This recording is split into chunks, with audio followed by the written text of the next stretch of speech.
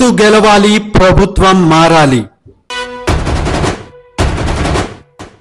రాజోలు నియోజకవర్గ ఉమ్మడి ఎమ్మెల్యే అభ్యర్థి దేవా వరప్రసాద్ గాజు గ్లాసు గుర్తుపై ఈవీఎంలో 4వ నెంబర్ నొక్కి అఖండ మెజార్టీతో గెలిపిద్దాం.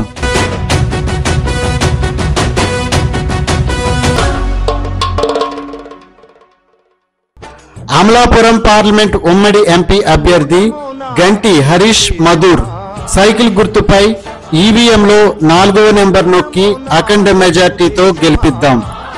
పోలింగ్ తేదీ 13 మే 2024.